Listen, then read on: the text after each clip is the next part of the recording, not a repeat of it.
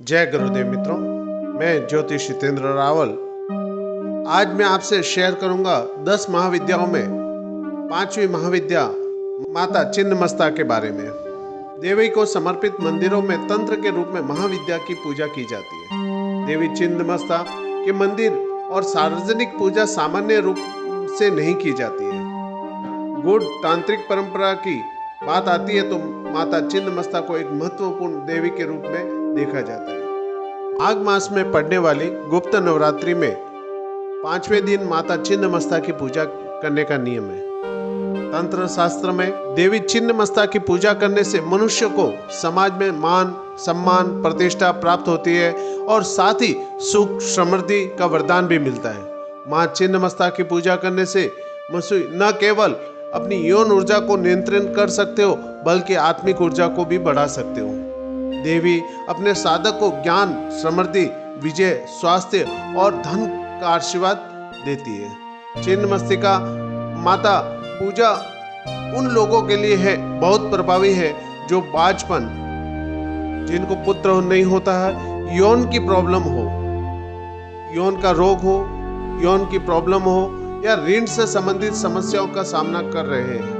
व्यावसायिक हानि से उबरने में भी बहुत मददगार होती है। जो भी साधक इनकी साधना अगर करना चाहता है तो बड़ी सावधानी पूर्वक करनी चाहिए, क्योंकि इनकी साधना में जरा सी भी चूक अगर हो जाए तो साधक की हानि हो सकती है। इसलिए ये साधना बिना गुरु के न करें।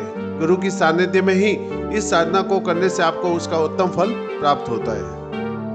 माता छिन्नमस्तिका की पूजा करने से समृद्धि, स्थिरता, लंबे जीवन के साथ साथ अगणित लाभ मिलते हैं।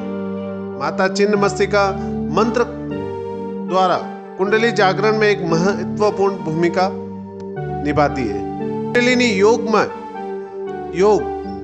मां के अभ्यास के दौरान मूलाधार चक्र में जागरण के लिए छिन्नमस्तिका मंत्र का जाप किया जाता है। माता छिन्नमस्तिका के बारे में एक पौराणिक कथा बड़ी ही प्रसिद्ध है जो मैं आपसे शेयर करता हूँ।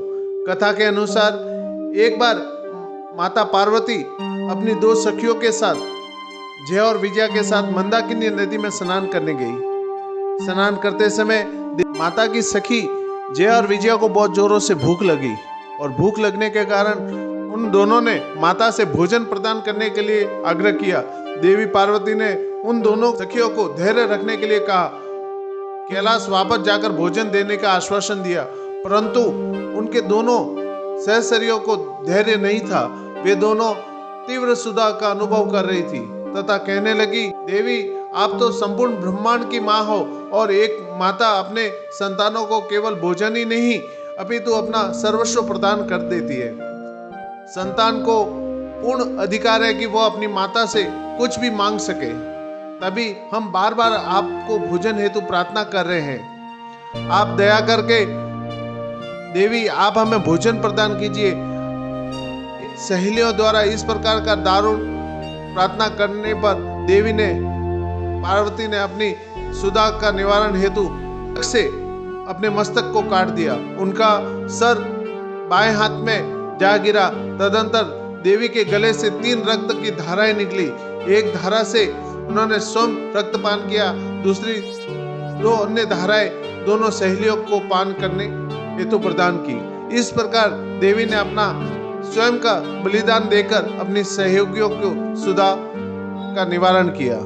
माता की जो दोनों सहचर्या है उनको डाकिनी और वारिनी नाम से भी जाना जाता है। देवी की सहचरी डाकिनी तमोगुणी है जो विनाश की प्राकृतिक शक्ति है एवं गहरे वन युक्त तथा वारिनी की उपस्थिति लाल रंग तथा राजसिक गुण है जिसमें उत्पत्ति से संबंधित प्राकृतिक शक्ति युक्त है। देवी अपने दोनों सहचरियों के साथ अत्यंत भयानक उग्र स्वरूप वाली प्रतीत होती है। क्रोध के कारण उपस्थित महाविनाश की प्रतीक है। देवी छिन्नमस्ता की आराधना जैन तथा बौद्ध धर्म में भी की जाती है तथा बौद्ध धर्म में देवी छिन्नमुंडा वज्र वराही के नाम से विख्यात है। देवी योग शक्ति, इच्छा को नियंत्रण तथा यौन वासना के दमन को विशेषकर प्रतिनिधित्व करती है। एक परिपूर्ण योगी बनने हेतु संतुलन जीवन व्यापन का सिद्धांत अत्यंत आवश्यक है, जिसकी शक्ति देवी छिन्नमस्ता ही है। देवी योग शास्त्र के अनुसार 3 ग्रंथियां ब्रह्म ग्रंथि, विष्णु ग्रंथि और रुद्र ग्रंथि को भेद कर योगी पूर्ण सिद्धि को प्राप्त कर पाता है। योगियों का ऐसा मानना है कि मणिपुर चक्र के नीचे नाड़ियों में ही काम और रति का निवास स्थान है तथा उसी पर देवी छिन्नमस्ता आरूढ़ है। इसका ऊपर की ओर प्रवाह होने पर रुद्र ग्रंथि का भेदन होता है। कामाख्या के बाद दुनिया में दूसरे सबसे बड़े शक्ति पीठ के रूप में विख्यात मां छिन्नमस्ता मंदिर काफी लोकप्रिय है। झारखंड की राजधानी रांची में लगभग 79 किलोमीटर दूर रजरपा के भैरवी भेड़ा और दामोदर नदी के संगम पर स्थित माता छिन्नमस्ता का मंदिर है। देवी का संबंध काली कुल से है और इनके जो भैरव है क्रोध भैरव है। इनकी जो तिथि मानी जाती है वो वैशाख मास के शुक्ल पक्ष में चतुर्दशी है।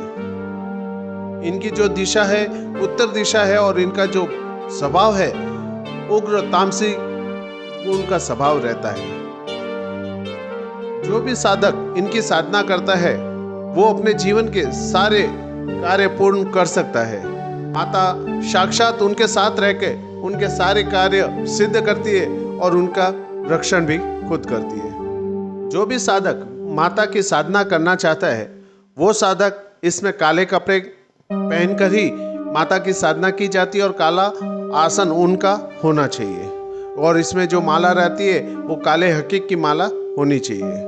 जो भी साधक इनकी साधना करना चाहे वो घर में ना करे। इनकी साधना एकांत में होना चाहिए, चाहे वो अलग कमरा हो लेकिन फिर भी घर में ना करे। वो दूसरा कोई किराए पे घर ले सकता है, एकांत में जाके वो करे तो उसका उत्तम फल उसको प्राप्त होता है। क्योंकि माता का जो स्वभाव है तामसिक स्वभाव है और इनकी साधना करने पे जरा सी भी चूक होने पे इंसान की मृत्यु भी हो सकती है। इसलिए बड़ी सावधानी पूर्वक इनकी साधना करनी पड़ती है और गुरु के सानिध्य में ही इनकी साधना करनी पड़ती है और एकांत में बैठकर ही इनकी साधना किया करते हैं। ज्यादातर गुप्त नवरात्रि में इनकी साधना करने से ज्यादा फलित होती है। इस साधना को जब भी कोई साधक करता है वचन कर्म से शुद्ध पवित्र होना है और उसके बाद एकांत पूजा स्थान पर कक्ष में आपको जाना है। उत्तर दिशा की तरफ मुंह करके ऊन काले ऊन के आसन पर विराजमान होना है। सामने बाजवट पर रेशमी काले कपड़े को बिछाना, उस पे ऊपर अपने गुरु का और माता का फोटो और क्रोध भैरव का फोटो और माता का यंत्र रखना है। उसके बाद आपको तेल का दीपक प्रज्वलित करना है। वो करने के बाद आप 3 बार आचमन करना है। आचमन करने के बाद तिलक लगाना है और तिलक लगाने के बाद हाथ में रक्षा सूत्र बांधना है।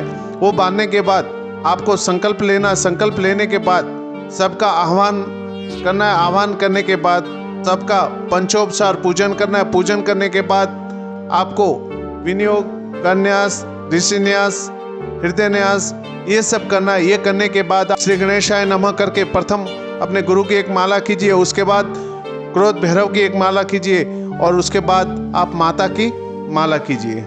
माता की साधना कम से कम 21 दिन की साधना होती है और इस साधना को जब भी आप करो किसी भी प्रकार की आप भूल ना करें। इनका जो स्वभाव है वो बड़ा ही तामसिक होता है। जरा सी भी आपकी चूक आपकी जान पे आ सकता है। तो इसके लिए आप अपने गुरु की सानिध्य में ही ये साधना करें, अन्यथा न करें। माता का जो मंत्र है श्रीम ह्रीम क्लीम एम वज्र विरोचनीय हुम हुम फट स्वाहा। एक बार फिर श्रीम ह्रीम क्लीम एम वज्र विरोचनीय हुम हुम फट स्वाहा। इस मंत्र की आपको प्रतिदिन 51 माला करनी है। जब आपकी यह साधना पूर्ण हो जाए तो उसके बाद आपको दशांश यज्ञ, कन्या भोज, ब्राह्मण भोज ये सब करना अनिवार्य है। उसके बाद प्रतिदिन आप माता की अगर एक माला भी करते हो तो भी आपके लिए वो बहुत अच्छा फल देगी। अगर आपको ये मेरा वीडियो अच्छा लगा हो तो लाइक सब्सक्राइब जरूर करें और दूसरों को शेयर जरूर करें। माँ भगवती आप सबका कल्याण करे। जय गुरुदेव।